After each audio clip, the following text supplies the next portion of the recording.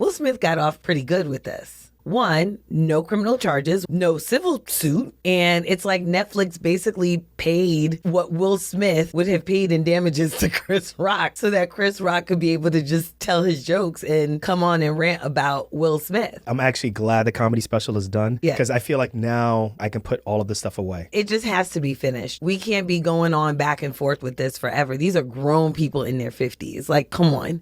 What's good, everyone? Welcome to another episode of Docs Outside the Box. For the third time, this is episode 351. Is it the third time? That was the second. No, we recorded the first time. We had to stop, and then we recorded again, and we finished the entire episode, and now... Your mic's not on. Yeah. So, and as a matter of fact, your cell phone is on. Can you go ahead and turn that off? I Dr. did. Renée? I put it on Do Not Disturb. So just so everybody knows, like, I'm the person who does all the sound checks. I'm the person who does all the video checks before we go ahead and record. And we use two separate recorders to record our audio. And then we actually have a video, like a camera that's recording us.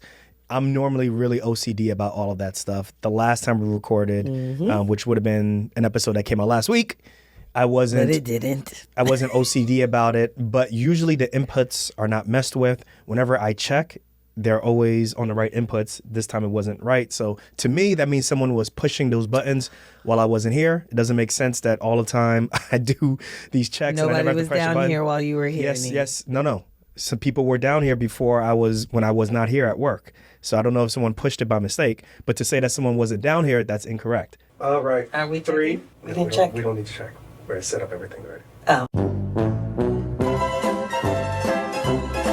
Some people were down here and they pushed some buttons possibly. All right. But anyway, so here we are, guys, for the third time. This is episode 351. We normally don't like to give you guys 2 weeks off, but that we are here. So, so what's good, Dr. Renée? How you doing? I am busy. Okay. Well, all right. Busy. I'm working on my app. And it's been really busy. And so yesterday we had a medical school info session. So it went really well. And yeah, I'm pretty excited. Okay, well, cool. Hey, guys, don't forget Renée has an app, particularly the pre-med students who are listening. Renée has an app called Medic. The link will be in the show notes. Make sure you go and check that out. But it's an app where you can interact with medical schools and you can have an opportunity to do some workshops. You can do some ability to actually connect and speak directly to medical residency or medical school recruiters. It's a dope app, so make sure you check that out. We got a lot to talk about in this episode. Lots. I feel bad too because we got a lot to talk about, but these are things that should have came out last week. So we're a little bit behind the 8 ball. You know how the news cycle works, but it is what it is. We missed the 2-week mark. Gee. So the match went off. We got into a syndication. We're going to get into those, but let's jump really quick into this Chris Rock special because I got a lot to say. I be caping for Chris Rock. We saw the special. It came on Netflix real quick. Let's do some initial impressions. I really enjoy the live aspect of it. Overall, I would give his performance like a B, maybe even a B minus. Okay. But the whole thing of Netflix putting this out as live, this is their first ever live special. The the pre-show and then the actual show and then the post-show. That whole experience for me it was great. I loved it. Yeah. That was an A, and I liked it a lot. But I felt like there was a certain level of grandiosity to this that I wasn't expecting for a comedy show, right? Okay. Like the level of expectations, the level of eyes, being first ever live event was something that you would expect for something big, like the Super Bowl, like the NBA Finals, or just something more so than a comedy special. Not saying that it didn't deserve it, but obviously he got slapped in the face. It was almost a year ago in the Oscars, very embarrassing. And what is he going to say? Nobody knows what he's going to say. And obviously he's practiced this multiple times in comedy arenas and comedy, what do you call those things? Those comedy shows, like little places where he's practicing it. And when you go in there, you can't bring your cell phone, so nobody can see what's going on. He's practicing these things throughout the year, and then eventually this Netflix special comes out. Everything is well polished. And I gave him a B, maybe even a B minus. I felt like he had to be perfect for people to be happy. And I just felt like it was just too much pressure for one person, even Chris Rock, to reach. And I feel like he missed the mark. I felt like, to me, he looked a little bit nervous. I thought the jokes hit on many levels, but I also felt like there was some jokes that were cringeworthy. And then at the end, I felt like I was waiting for him to talk about. I was waiting for him to talk about Chris Rock, or excuse me, to talk about Will Smith, which he did.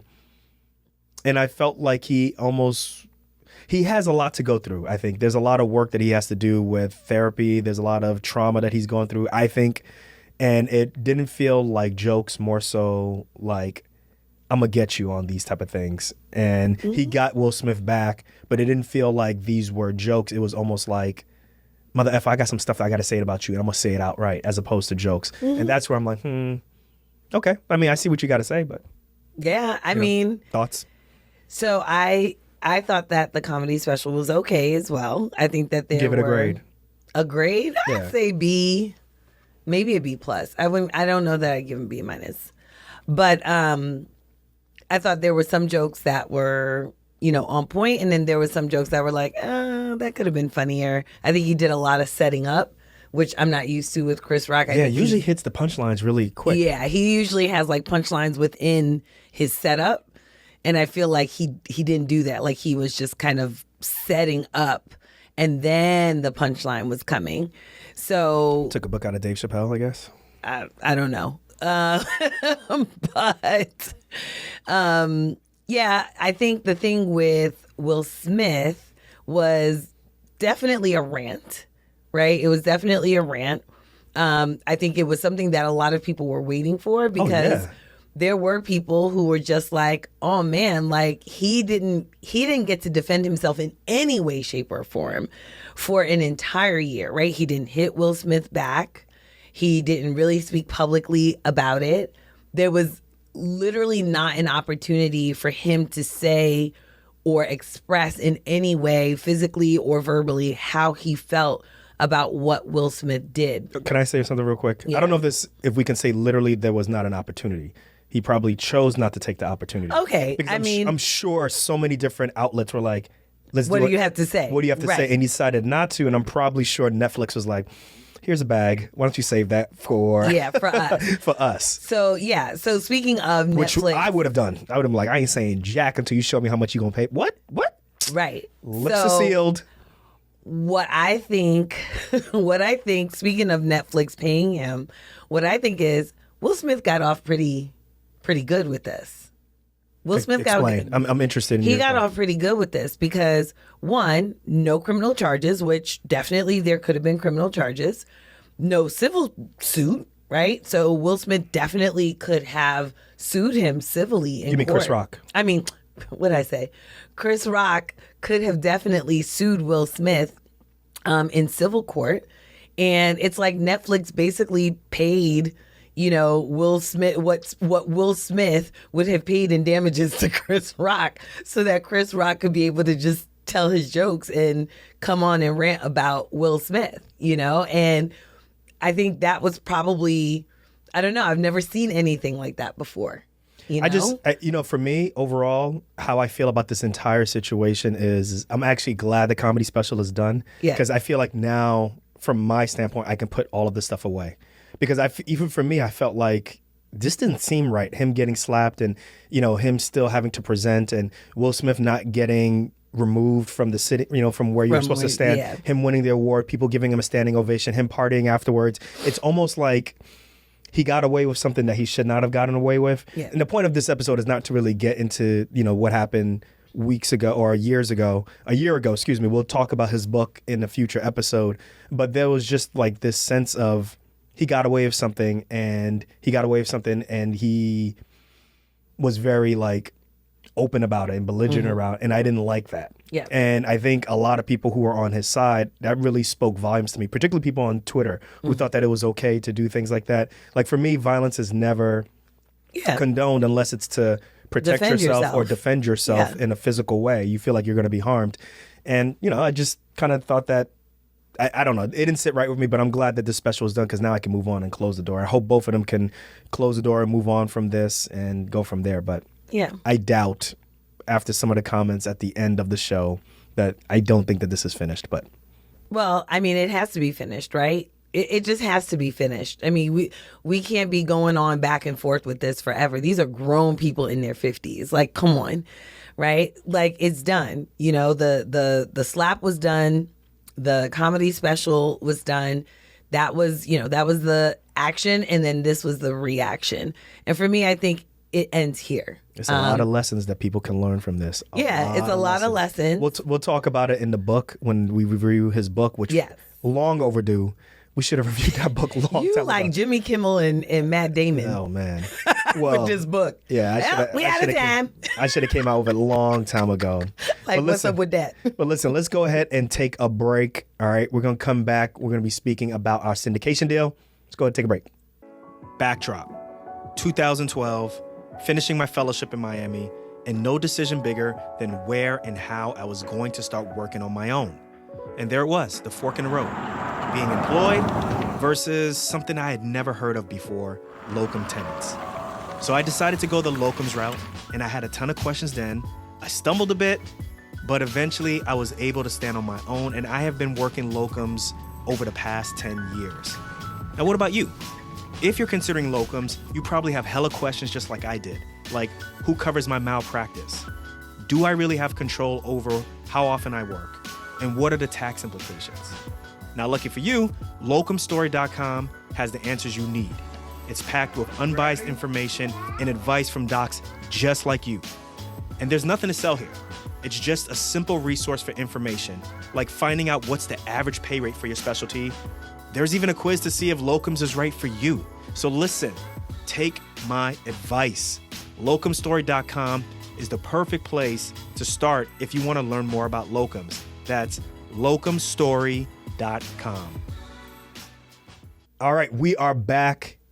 All right, now that we got Chris Rock, Will Smith settled down, let's talk about us. All right, let's talk about what the Darko family is doing and stuff, right? To improve ourselves, to take ourselves to a higher level. All right. So y'all, we already got a real estate property in northern Pennsylvania. It's all right. It's doing all right. You salty about it? I'm a little salty about it. It's doing okay. It's profitable, but I think it could be doing better. And it's a lot more. Listen, I'm going to be honest with you. It's a lot more of a headache than I thought it was going to be. So we have decided to, over the last 2 years, we've had a bunch of, things that have happened in our lives that we've had to divert money from investing and divert it towards our family. We'll get into that later. Actually, we're not even going to get into that. That's none of your business. Right? But long story short, we decided to invest in a syndication several weeks ago. And I'll talk about a syndication later, but basically we are investing in this property in Wichita, Kansas. It's a multifamily apartment complex. So basically when you guys look at these gated communities, or it may not even be gated, but this is an 88 apartments in this apartment complex built in 1976. And it's a syndication deal. So long story short, what a syndication deal is imagine you got a bunch of investors who are trying to purchase a property. For each individual investor, that property is too expensive. Mm-hmm. The rent is too high, basically. They decide to get together as a group, pool all their money together, and are able to now purchase this property as a group. Yeah. But as a group, there's got to be some rules, right? So usually there's one person who kind of found that property, one investor who found that property, one investor who's going to manage that property, and then everybody else kind of puts in their money on behalf of what this one investor is saying, on the strength of what this investor is saying. Yeah. We call that person a sponsor. Right. That sponsor presents this deal and is going to manage, is going to take care of the property management, is going to get the rents, is going to do and be able to take care of all of the, day-to-day operations that need to occur in this property. And then the other investors, for the most part, are like silent investors. Mm-hmm. They bring the money, then every quarter or every year, there's a distribution that's based off of the profits. Usually up to a certain amount, maybe up to 8% of the profits is going to go directly into those silent investors. And then everything above that, the sponsor is going to take advantage of, mainly because they are doing all of the work. Yeah. Right? That's the basics of how a syndication deal goes. So basically, we invested in this property, but we are not going to be involved with any of the property management, which is a pain in the ass. Yeah, we're definitely not. Don't look at me. If you guys are watching on YouTube, which I highly encourage, shout out to those who are watching on YouTube. And if you're listening on the podcast, we love you also. But if you're watching on YouTube, you can see how pissed I am about this. But we ain't got to deal with no toilets. No toilets. Nope. No termites? And no, what's the third T? We ain't got to deal with no toilets. Okay. Yo, so for our 6-unit property, Oh, gosh. one of the tenants, yo, hey, if the toilet is running, call somebody and tell somebody, hey, yo, the toilet just continues to run. Yeah. That was not good. Anyway, so for the syndication, we ain't got to deal with none of those issues that I just talked about, which is toilets. We ain't got to deal with who the tenants are. The sponsor deals with that. And then I don't know what the other team was. Termites. We ain't got to deal with that. So in this situation, the property's already been purchased. What the syndication is about, what the significant amount of investment is going to be used for, is for a capital expenditure to actually improve the property. Right. Fix the roof. Make the place more modern so that they can increase rents based off of the comparisons with other apartment complexes in the Wichita, Kansas area. So for our standpoint, there's a huge upswing in terms of profit because we believe that the rents can go higher. And also at the same time, the thing that makes me, this is the part that makes me uneasy, but this is also the part that's non-binary. Okay. And what I mean by that is we could run our numbers all we want, and it's really up to us as well as our direct relationship with a property manager to make sure that, you know, our property gets up to code. For our own property that you and I own. Whether you are doing whatever syndication deal that you guys decide to do research on and work with, you're ultimately trusting your money with a sponsor. Yeah. You know, and that's the part for me that's like, we trust the sponsor, but also at the same time, I don't like trusting other people. But I'll leave it to you like that. Well, the other thing that we need to tell them about the syndication is that a lot of times when you get into a syndication, your ultimate goal is actually to sell at a higher value, right? At a higher property value, or at least at a higher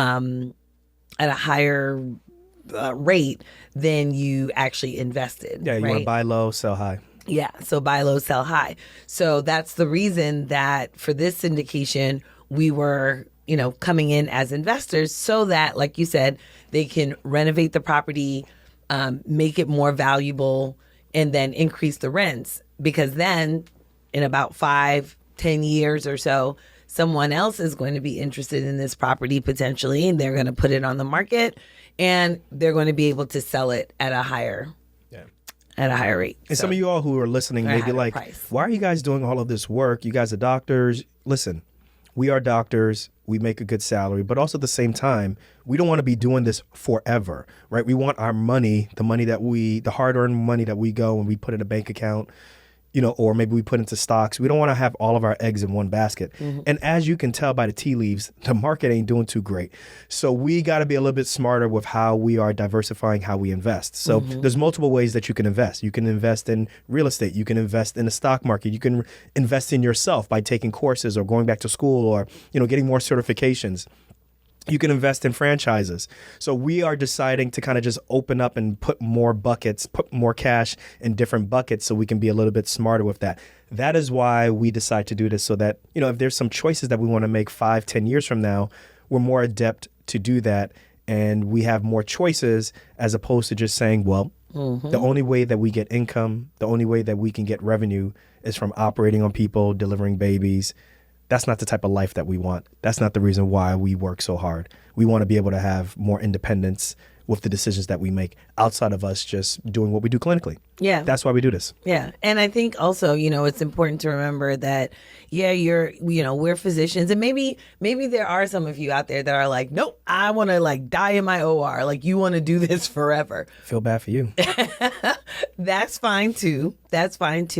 But the reality is also that you need a cushion, right? And so you might be like, well, what do you mean? I'm a doctor. Why do I need a cushion? It's not like, you know, I'm going to be a musician or something. Well, you know, if you remember the episode that you did with Dr. Stephanie Pearson, right?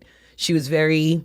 Oh, yeah. She's the orthopedic surgeon who now... No, the OBGYN. Oh, was she OB? Yeah, she's My bad. OBGYN. My bad. Yeah, she's OBGYN. Yeah. Yeah, and she, she was fairly, I guess not new in her career, but, you know, she was still young in her career. And she ended up getting kicked, remember, twice by patients. And it literally just like messed up her shoulder. And if you know anything about OB, you need to move your arms, you know, to be able to deliver. You need and deliver safely, right? And so she found that she was in a delivery and wasn't able, well, she found she was in a delivery and wasn't able to actually deliver and needed to call someone else in to be able to deliver. And that really, was kind of a showstopper for her in terms of her career. So you just never know where your career is going to take you. And so that's why I say, if you are using your body for your career, you're going to need something, in case your body doesn't work anymore. Which is everybody. Yeah. Right? I think most people who work... You got to show up. You got to show up. And so you just need to be able to make sure that, I agree with you, that your money is working for you, quote unquote, even when you sleep. Right. So some of the benefits of this, obviously, there's a revenue profit that you're going to get from this, but there's some tax benefits, right? A lot of people who are listening, particularly doctors, we're in the highest tax bracket. They want to know why you want to do a syndication, not just for profit. But one of the tax benefits are there's a pass-through taxation, right? Which means that real estate syndications are typically structured as pass-through entities, such as a partnership or an LLC, which means that the income, the deductions, the credits, all of this stuff pass through to the individual for tax reasons. So that means that possibly there may be some losses on this property, depreciation, or any other type of loss. You can use that loss against your high income as a professional, which can decrease your tax burden. Right? There's also, I just mentioned depreciation, right? So the significant amount of tax benefits through depreciation deductions. The IRS allows investors to deduct a portion of the cost of the property over its useful life as depreciation expense. I'm not going to get too much into it, but it speaks for itself. If the property, the longer amount of time the property exists, there's a certain deduction that you can get for depreciation that you can do. There's capital gains, which means that capital gains are taxed at a lower rate than ordinary income taxes. If an investor holds their investment in the syndication for more than 1 year, they may be eligible for long-term capital gains tax treatment on any gains they realize from the sale of the property. So if you sell this property, you're not going to pay the taxes that you would pay on your normal income tax as you work as a doctor, but it'll be on a capital gains tax, which I think at this point is like 21%, where doctors are at the 35%, So there's a lot of benefits from. The other benefits are, you get access to more diverse investments, the professional management, you don't have to deal with that. Someone's going to take care of that. Exactly. Potential for higher returns. Like I said, we also talked about diversification. So this is something that we're super excited about. Yeah. We're not going to share the sponsor's name because we just want to see how it goes. But I would say go check out our episode. What episode did we do? Was it 341 and 342, I think? Yeah. So there was the episode with Dr. Ronnie Shalev. She actually does do syndications. She was episode 325, 324, and 325. All the way back then? Yeah. 324, 325. Actually, her first episode with us was 305. So Dr. Ronnie Shalev is an ER physician who is now focusing mainly on real estate. She was an ER doctor, I think, in Houston, Texas, and shortly realized that, maybe there's maybe a significant amount of commodification as a doctor. And what that means is basically you become a widget and you're no longer looked at as, Dr. So-and-so who has gone through medical school residency and has a family and has done all this stuff. You're now looked at as provider A, and provider A can be moved all these different places. Right. And she didn't like that. She wanted to go into real estate, and apparently she's killing it. Yep. So check out that episode where she talks directly about syndications and what it can do for you for an in-depth discussion. But I'm hoping this works out. We did the research, we did the money, or we did the evaluation of the deal. Yeah. We feel pretty strongly about this. And we're excited about that. Yeah. And we even got a syndication attorney to take a look. So that's another thing. If you're, especially if you're new to syndications like we were, and you don't know anything about it, you can actually contact an attorney that literally focuses on syndications. And so he was able to do that for us and go over the deal. Yeah. Yep. All right, y'all. Next topic is the match. It's going to be a beast. All right. Before we jump into that, let's go ahead and take a break. Catch you guys on the next one. On the next one. See you guys in the next break. Hey there! If you enjoy our channel, please make sure to subscribe, like this video, and leave a comment in the comment section below. Your feedback helps us continue to create informative and entertaining videos that you will love. Thanks for tuning in, and we can't wait to share more great content with you soon. And we're back again, y'all. Back All right. at it again, Daniel. Let's jump into the match, which at this point now is like 3 weeks deep. Like I said, dang, man. I don't think it's 3 weeks. I think it's 2 weeks. I think by the time this episode comes out, it would have been about 3 maybe weeks. it That's will why be I'm 3 pissed weeks. that we didn't get this episode out earlier. Oh, let's see. But the match went out. Congrats to everyone who did the match. Before we jump into our thoughts on the match and we talk about a little bit of the numbers and so forth, why don't you, there's some textful comments about the match. Yes. So remember, we had that text message from Leah and Sam, who are third years at KCU at our alma mater, and they were wondering alma mater, and they were wondering if they should do the couples match and how that might affect them. So for some reason in my head I thought they were fourth years, but yes, they are third years, and so they're going to be going through the match for next year. And so they wondered that, and then we couldn't figure out whether or not there were people who in the couples match who one could match and the other one couldn't.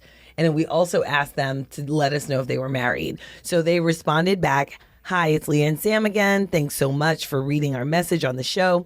We are not married, but hope to get married in the first few years of residency. We have done research on the couples match, and they say it's the same success rate as going through the normal match, around 93%. Is it possible for one person? It is possible. Excuse me. It is possible for one person to match and the other not, but only if you list that scenario as one of your rankings. For example, Leah at hospital A and Sam no match, or Sam at hospital B and Leah no match.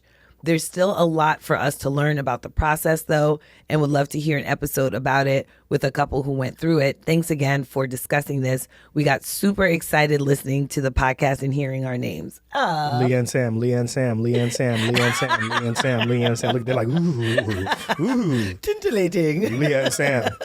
Leah and Sam. Yeah, so we got that from them. Okay, so now we know there is a Leah and process. Sam. Oh, Lord. Now we know that there's a process by which one person can match and the other one can't. And you have to actually specifically say that, right? Leah and Sam. Nee. We're going to just run Leah and Sam throughout the Leah and entire Sam. thing, right? Okay. Very good. The other thing was Dr. Love, he actually wrote us too. And he said, Dr. Love, who drives a Lucid. Can I put your business out there, Dr. Love? yeah, you just put all his business out there. That lets you know how he's doing financially. Hey guys, Dr. Love drives a Lucid. It's black and it's got some silver trim. If you see him driving on the streets of, where's he at? Where he at? Now, I'm not telling you where he's at. He's somewhere in the Midwest. If you see him driving a Lucid, that's him. That's your ER doc. Why are you putting all his business out there? Anyway. You know you wish you had a Tesla though. But anyway, let's move on. Anyway, so he says, I did the couples match in 2012. So his wife is a physician as well. And yes, you enter the right code for one person can match and the other one doesn't, right? So basically the same thing as Leah and Sam. It's not the same tone. Leah and Sam. It's not the Right. same. And then I also got a phone call from Dr. Lucy Mitchell, who we had on the show for episode 285. And she was saying the same thing. Now, she didn't do the couples match. Her husband is not in healthcare, but she was saying that a lot of her classmates actually went through the match. And so, yes, it is possible for one person to match and the other one not match. So you have to just be very cognizant of that and understand kind of what the implications are for your career as well as for your relationship, what that might mean if one person matches and the other one doesn't. But how awkward would that be? Dag. Well, I mean, it happens. Yeah. You know, it happens and people work through it. So, but I don't know.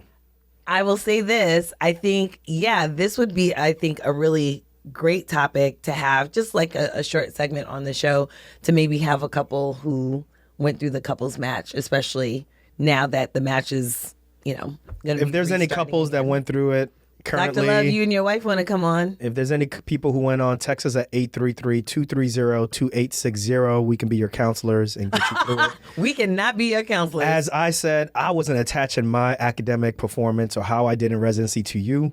I wasn't doing that at all. Why are you pointing to me? No, I'm just saying. Why are you pointing? I'm just being.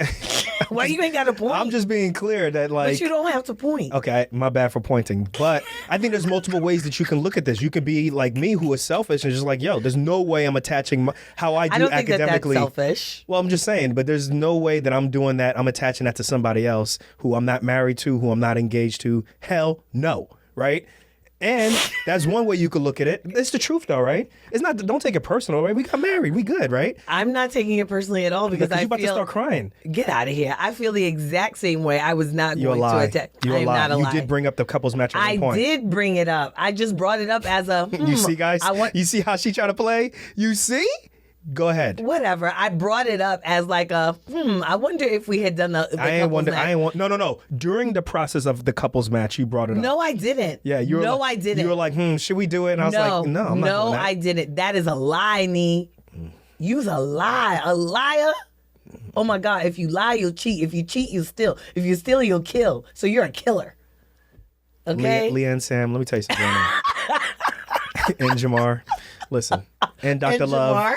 And Dr. Love. What Jamar got to do with this? Listen, who else listens to this episode? Your mother. Let me tell you something right now. Dr. Your mama. Renee brought up at one point. I did not. She was like, maybe couple. Like, she didn't bring up as a full but she was like, maybe couple. I was That like, is a lie. That is such a lie. Nope. That is a lie, Nee. The conversation started and ended as quickly as I brought up the whole prenup thing. What? Remember? That is a lie, Nee. We want prenup. We want prenup. Yeah. Okay, Kanye. Nii. That is a lie. I did not bring up the couples match during the match because I wasn't even thinking about it. Which, first of all, if I had brought it up, that would have meant that I would actually have looked it up and known how the couples match worked. I didn't even know how the couple match worked until right now when I read this textful. So what are you talking about? All right, for those who are not familiar with the match, we talk about the pre-meds and even some early residents. The match is a program. It's an algorithm. It's a software that you put in the places that you want to go to, and then the places that you've interviewed in, the residencies, the different medical schools. They rank all the people that they interview, and then the computer does something and spits out a match process, right? Where you are going to go to a residency program, and you really don't have much control over that. And sometimes the program says, you know what? All the programs that you ranked versus all the individuals that they ranked, we couldn't find a match and you don't match. And then you go into this secondary program or secondary service. They call it the SOAP program. And then you try to get into a program that way.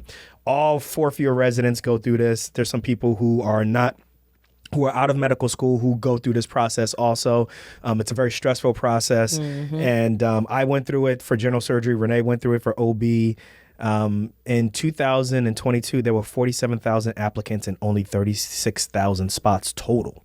Yeah. Right. So the problem with this whole process, just in general, is that there are more applicants than there are positions. Right. And the fact that there's more medical schools that are opening up, particularly for profit medical schools. So what you're doing is there's this huge bottleneck. And the bottleneck is there aren't enough residency spots available. The main reason that there aren't enough residency spots available is just in general, the United States government actually funds a significant portion of resident salaries, resident funding. And in 1997, they put a cap on the amount of programs or the amount of spots that a residency can open up. I forget what the number is, but basically it's like, I don't know, like 30%. I forget what it is. Basically, if you had 100 spots, like over the next couple of years, you can only get up to like 30. I forget how the number works. But either way, there's a cap. And that cap doesn't make sense with the amount of the shortage of physicians that we have out in the United States, as well as it's not keeping up with the medical schools now opening up more medical schools and there being more people who are applying. So as a result, there's this huge rush of people who want to get in and connect with residency programs, but they can't because there's not enough residency spots. Right. So yeah, and that cap has not been increased since the 1990s. I said 1997. Right? 1997. Yeah, I wasn't paying attention. So y'all heard that? Lee and Sam. Y'all heard that? So yeah, since the 1990s.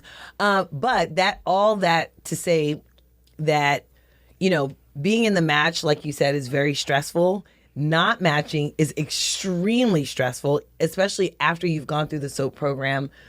And a lot of people, I think, attach almost attach their worth to this match program, right? I mean, in so many different fashions, whether it's trying to get into medical school, then it's the tests that you take. Right. Then it's the board exams that you take. Right. Then it's the residency that you go to. Then it's can you get board certified. Then it's the hospital that you get. Everything that you do is attached to your self-worth. Well, it shouldn't be. It shouldn't be, but it is, Right. which is frustrating. Well, for a lot of people, it is, right? You take your metrics, you take, a process, and you decide that, your success in this process or your success in these metrics really determines who you are, the best characteristics about you. And the reality is that it doesn't, right? And so you need to separate yourself.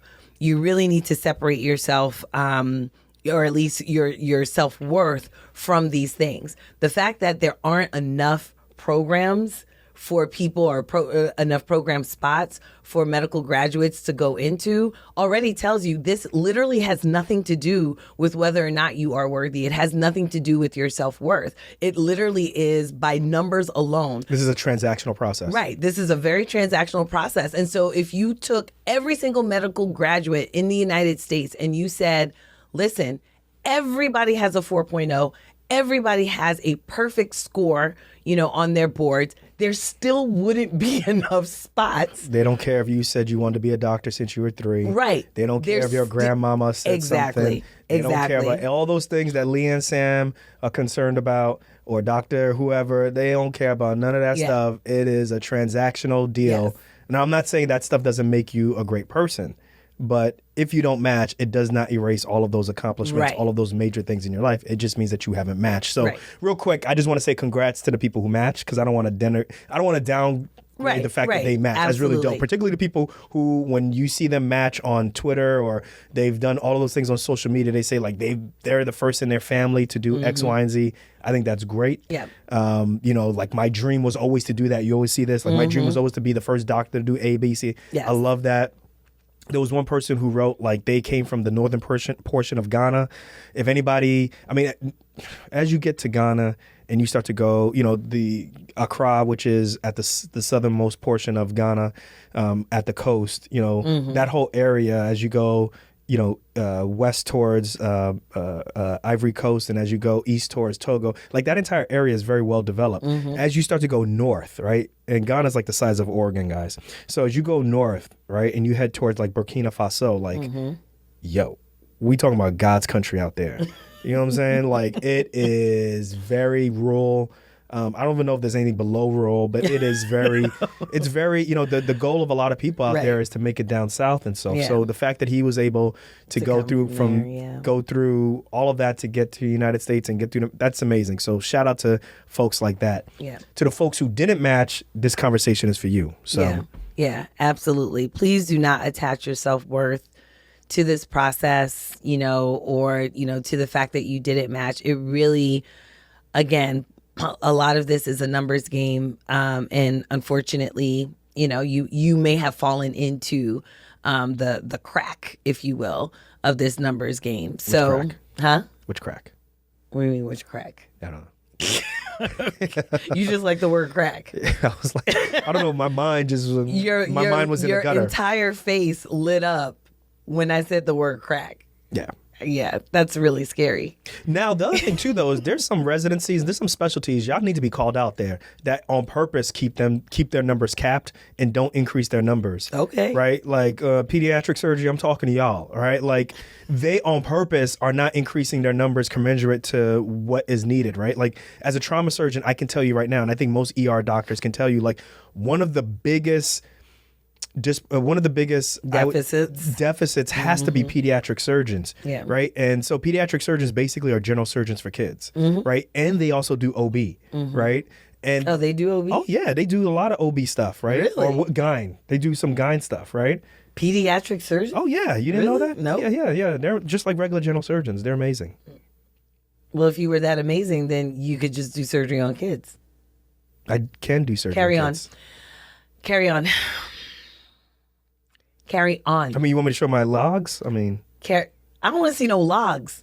What I want to see is your service. anyway, guys. Let's see your service list. But I know that I don't want to see no logs. I want to pediatric see a surgeons, service pediatric surgery residencies have not increased. There's other specialties that haven't done this, like Yeah. derm. Y'all know who y'all are. I told you about Ophthalmology. Vicky Chan. Y'all know who Vicky y'all are. Chan. Wait, let me just talk about Vicky Chan for a second. So Dr. Vicky Chan is on social media, and she was showing how different doctors walk through the hospital, and then she showed Derm leaving the hospital, and I'm like, when the hell is dermatology in the when hospital? was Derm in the hospital? Did they get lost? If you are watching this, I want someone to let me know when you've seen a dermatologist in a hospital. Vicky Chan, I want to know when you saw a dermatologist. I've never seen a dermatologist in the hospital. And if you saw them in the hospital, were they lost? No, they were in the hospital for a meeting. Usually they're here for a meeting, or if there's like a staff dinner or something like that. No. Get the hell out of here. There's no way a dermatologist has been in the building. Dr. Love, have you seen a dermatologist? No. Have you consulted a dermatologist and they came in? Never. No. There's never been a dermatologist. And they weren't even there for the staff meeting because because of COVID, everything was on Zoom. So they weren't even there. So I want to know. You know, some dermatologists are pissed, but they're like, yeah, you're right. That's the best part about this show. We know y'all. Ended up in the hospital. We know every specialty steez, and that's why they can't say nothing. They like, yeah, he right. Orthopedics be trying to front, like, yo, just stick to just fixing what you need to fix. We'll take care of the rest. You know, dermatology, we'll do our follow-ups, and they'll come back in, 6 weeks when we can get it? Not even 6 weeks, 3 months when they can get a clinic appointment. Man, take your steroid, antibiotic, antifungal, All right, you keep tapping on the antifungal self out of this hospital. You know you don't belong here. Okay. Yeah, Vicky Chan, you know you was wrong for that. There's no way. I've never seen a dermatologist. Take your Mohs procedure. Like, no, you don't need to be in the hospital to do none of that. Okay. So. You know, when they do Mohs, they be like, "Oh, we're surgeon." I'm like, "Come on, guys, you're slicing, scrape, you're scrape. They're gonna be mad about that part because they don't Mohs surgery, MOHS or MOHR. Is it MOHS? I don't know, whatever it is. That's how they make their money. But Mohs, like that's what they say. Yo, we are amazing surgeons, and y'all are amazing. Though, I can't front. Yeah, but y'all not in the hospital. but listen, overall though, guys, for me, the whole point of this discussion is, to discuss, the financial aspects, the economic aspects, as well as, what's really like in the trenches. And in the trenches, we have a huge physician shortage.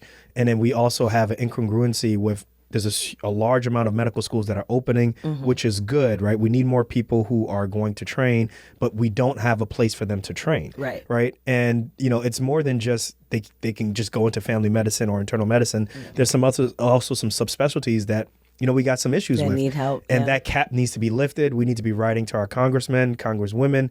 They need to know what's the scoop. There's a tweet from, what's his name, Bryan Carmody. Yeah. He has a really good tweet. We're going to put that link in there where he talks about, this issue is more than just the numbers that you see with the match. Like the match numbers that you see from your medical school that they release in order to recruit more people to come to their school. Yeah, there's way more below the surface of that. Like they manipulate the numbers in so many different ways, obviously in their favor. Right. But there's a significant amount of doctors or people who are technically doctors who have graduated and they do not have a place to train. Like there's someone that you're working with right now. We're not going to name their name, but this person has graduated from a medical school, has been floating around for how long now? 5 years? No, almost 7 years. 7 years trying to get into a residency. This person does, you guys know when...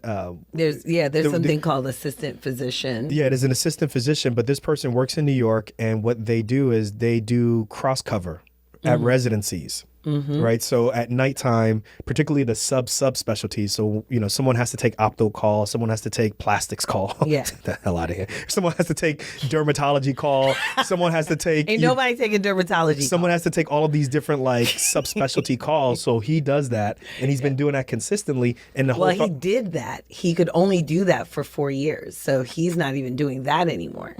Yeah. Yeah. But yes, that option is out there for medical graduates, that there are some states that will allow you to do some sort of a program for a limited amount of time, depending on the state, and the different eligibility factors, are there for every state, that you can serve as kind of an assistant physician. And you're basically, like you said, you're cross-covering, you're taking call, and you're keeping your clinical skills up. So if you didn't match, that's one of the things that you can consider doing, And, don't necessarily be afraid. Like if you have to move to a different state, because some states require you to be a resident not a resident, but a resident of that state. They require you to be a resident of that state. So if you need to move, do what you got to do, and move. Sometimes it only takes about 6 months to establish residency in a state, depending on the state that you go to.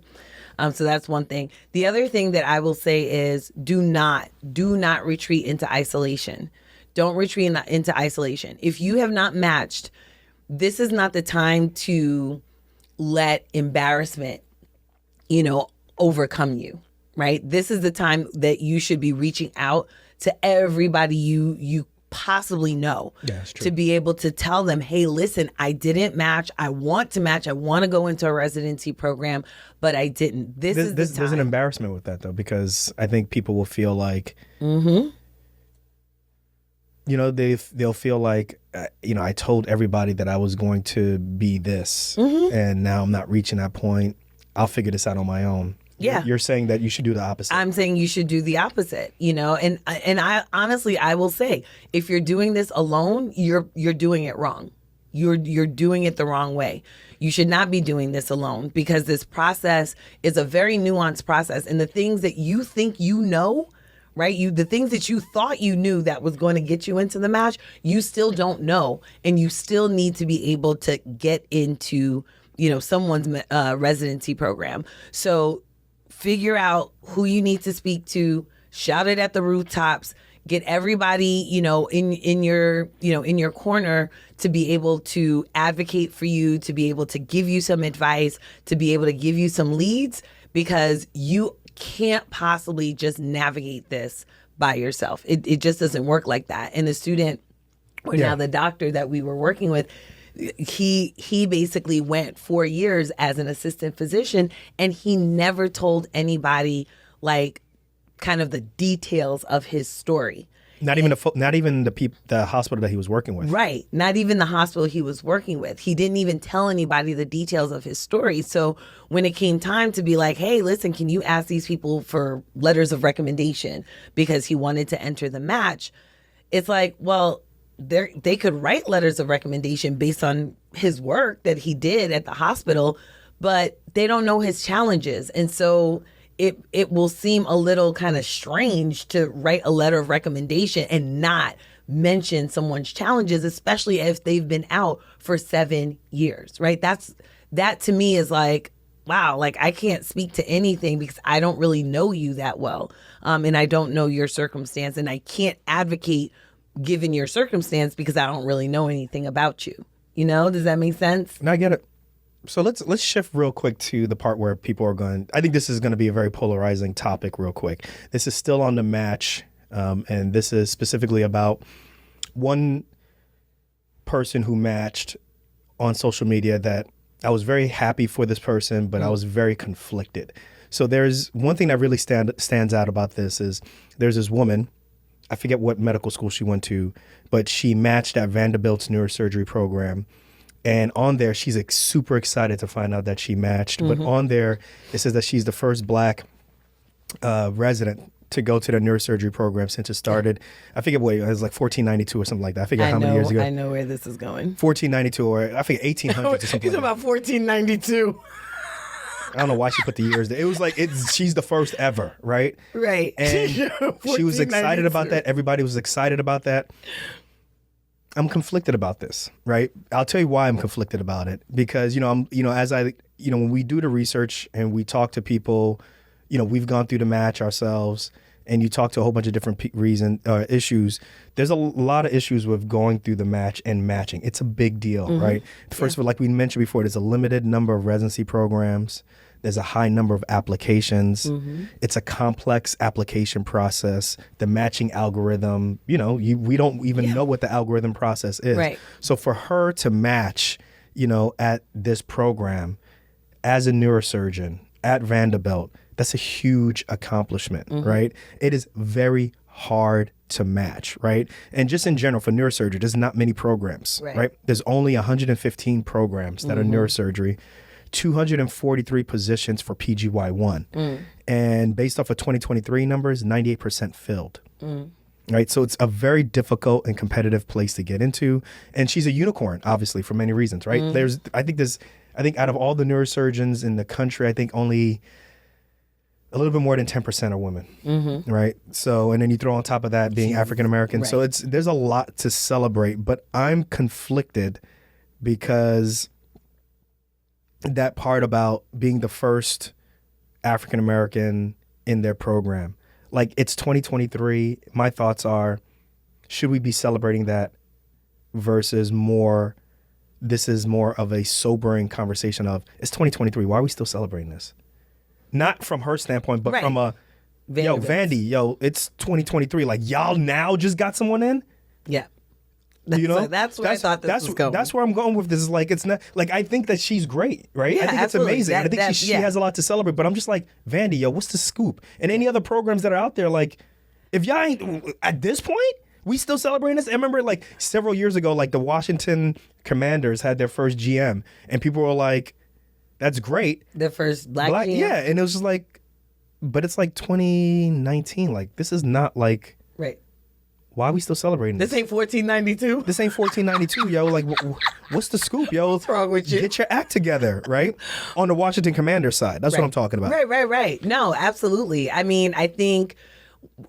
And then the other thing is, like, in specialties, right? Like, do you see what I'm saying? Yeah. No, I see what you're saying. I think oftentimes what gets lost in the celebration, right? Because we focus often on the person who is being celebrated, which, again, great accomplishment for her.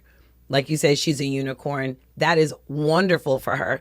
But what gets lost in the celebration is this, is that the institution has taken so long to be able to get there. And I'm like, she can't possibly have been the first black woman to have ever, applied to this residency program. Like, I would really, I'd eat my hat if that was the real, that was a real if thing. Someone has that information, you want me us. to eat a hat? Yeah. You want me to eat a hat? 833-230-2860. Let us know.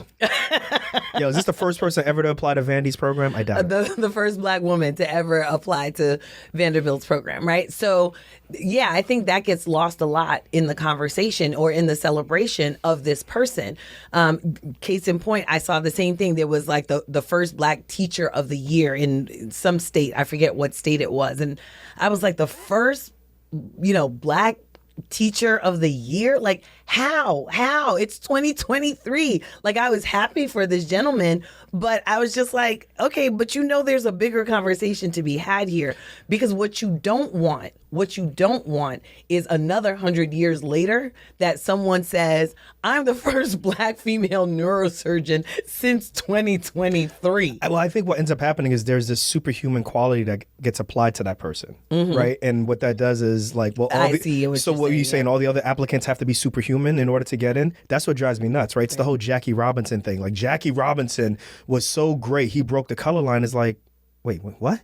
There were plenty of African-American baseball players in the 1940s, 30s, 50s, or prior to that who were amazing and probably even better than Jackie Robinson. If you change the language and more so say white people decided to let him in to the league, that changes the conversation. What it does is it changes who's on the hook. Right. And it makes it like, there's a lot, because what you end up doing is you put a lot of weight to put on the sister's shoulder. So that's the way I look at it. There's a lot of weight, right? Yeah. And then it's no surprise that people end up developing imposter syndrome, right? Because then you're just like, the only reason I got him is because I was perfect. Right. Or the only reason I got him was because of this. It's like, nah, sis, like, you got him because you're dope. You got him because you're great. But also at the same time, it's like, there's a lot of pressure, right? And the institution had plenty of opportunity to let people like you in, so that you didn't have to feel all that pressure all by yourself.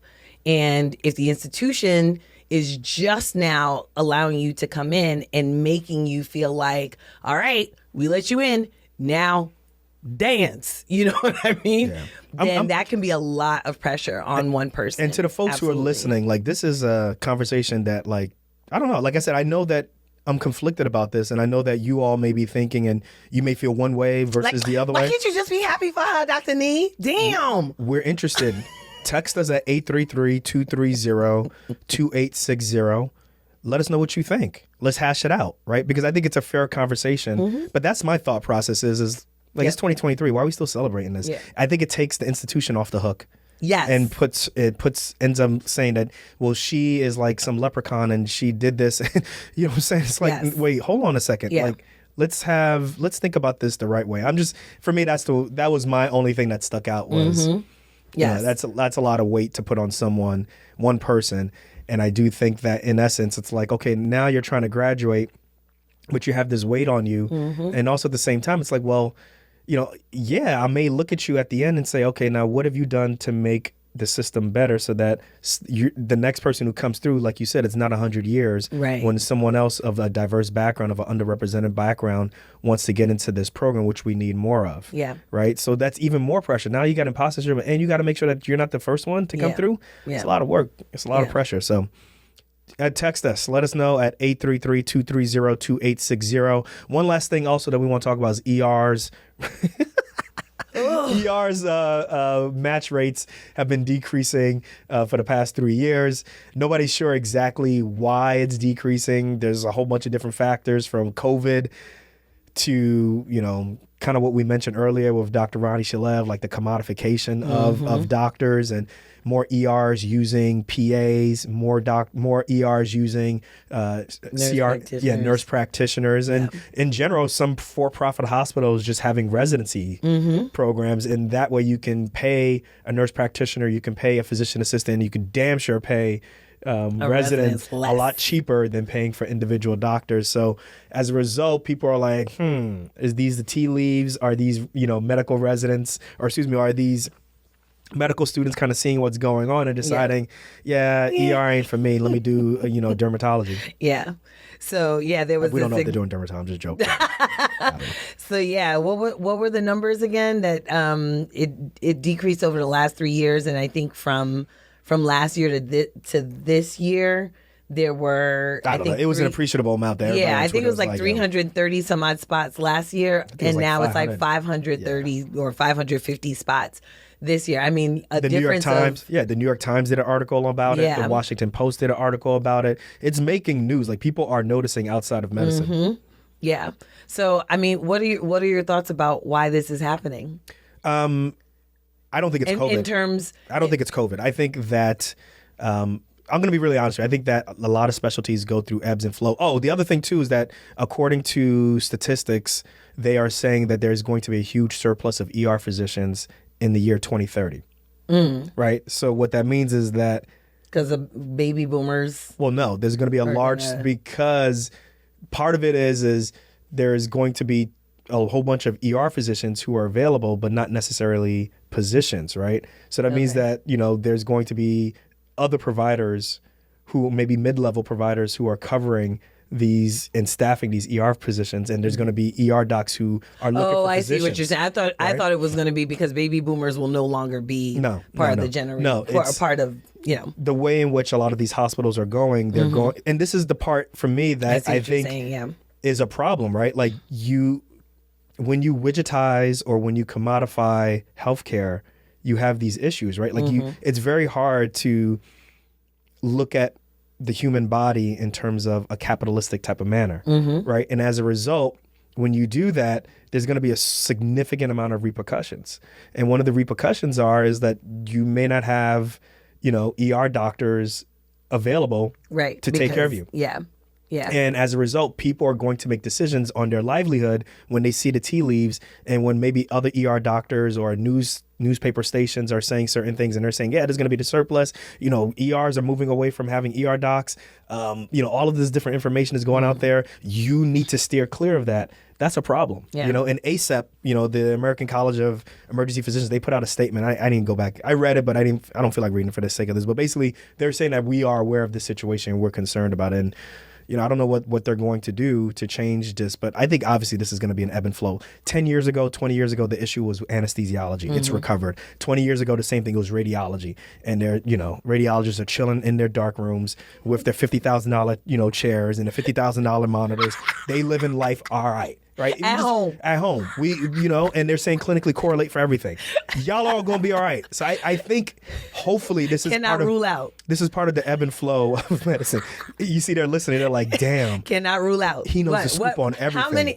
I want to know. Is there radiologists out there? How many? I want to know up to how many things you've ever put that you could not rule out. Like, is it like 5 things, 10 things? Like, cannot rule out cancer, cannot rule out ectopic, cannot rule out appendicitis, cannot rule out abscess, cannot rule out, what else? Cannot rule out being alive. It's like, hey, yo, come on, radiology. I got up to 4. How did I do? And then sometimes when they don't want to do something, they're like, did you examine the patient? Sometimes when you want to, like, hey, can you do A, B, and C? Hey, did you examine the patient? What do you mean, did I examine? You don't even see the patient. You don't even see the patient. Everything that you see at the end of your note, do I sound triggered? Everything that you see at the end of your note says clinically correlate, which means you didn't see the patient. Oh my goodness. Sorry, guys. I just know everybody sneezes. Let's move on. Anyway, I'm proud of myself. I cannot rule out up to 4.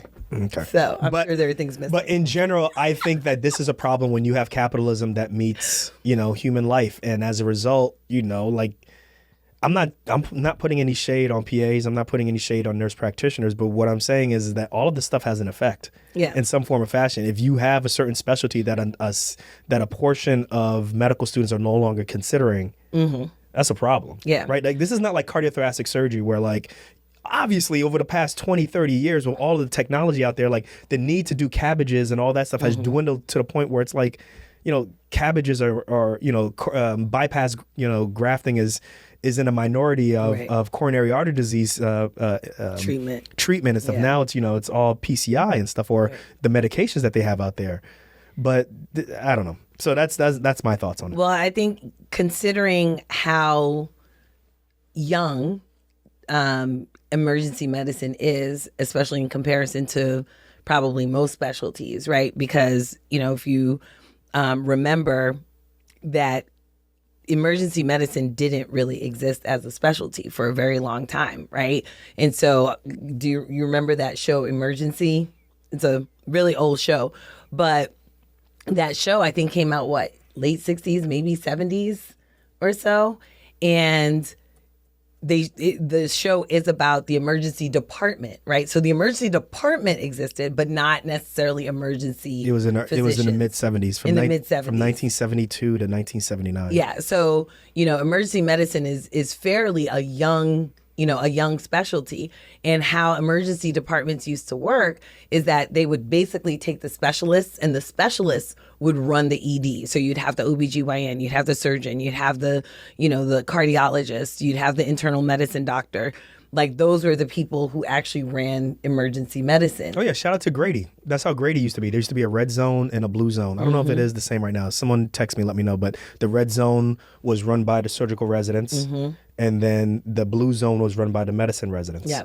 Right? And this is when there wasn't an ER residency, so to speak. Right, exactly. Right? And so I just think it's really interesting, considering how young emergency medicine is, like how quickly things are changing, how you're seeing like all these ebbs and flows that you're talking about. So I just am very curious to see, like you said, in 2030? Yeah.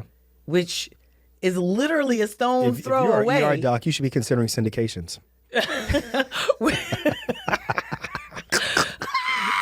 Hey, Dr. Love, you must sell that Lucid, yo. Yeah, we joking. Which is literally that's only 7 years away. Like, that is right around the corner to be like, yeah, there's going to be a surplus of ER docs. I'll tell you this, ain't going to be no surplus with the way they not matching. Tell us, yo. Hey, guys, and on that note, we will leave it on that. We're not laughing at the situation, but if we laugh in the If you don't laugh, you're going to cry, because let me tell you. But listen, though, if you are still in medical school and you are wondering what you should do, listen, go towards your dreams, but also at the same time, you got to kind of use the tea leaves and read the tea leaves, Yeah, but be also just know you can be strategic. You can go into a specialty that is starting to see a decrease in the amount of match spots. It doesn't mean that you're going to be a dinosaur. It just means that you have to be very intentional with your career. Right. That is it. We love all specialties. All specialties in medicine are important. It's just that, we just kind of know what's the deal when you graduate. They're all great. No shade to dermatologists. Y'all are amazing. And what y'all do is great. And we have, we have space for everyone. So we're just joking around. Yeah. But listen, absolutely. this was a little bit of a polarizing conversation. I'm very interested in what people have to say about the resident who matched their Vanderbilt. She's going to need a lot of support there. But I'm really interested, from people from different backgrounds. What do you think about what we had to say? Text us at 833-230-2860. We'll respond to you on the show. If you got something bad to say about OB and surgery, we want to hear that too. Because, we all got our quirks. No, we don't. Not Yes, for surgery. we do. Surgery, please. No, we please. Are you kidding me? We don't. You literally show all your quirks here. Oh, I'm a surgeon. I can take it. Hit me in the stomach. I'm so strong. Hit me in the stomach. I'm so strong. I'm a surgeon. I Shut up. dare someone to text us at 833-230-2860. Whatever. You ain't gonna do nothing. And What you tell me gonna do? Get mad and throw an instrument? And tell me how surgeons Please. we don't be holding our weight. 'Cause Please, everybody whatever. know What we you hold gonna our do? weight. Be mad and throw a body part? Please. Y'all know exactly what y'all do. right, This y'all. doesn't work. We will catch y'all on the next episode. Make sure you send me a prescription for Dr. Renee for whatever she needs, because she's on one right now. Please, whatever. We'll catch y'all on the next episode of Docs Outside the Box, y'all. Peace. Peace. Hopefully this recorded. Hey.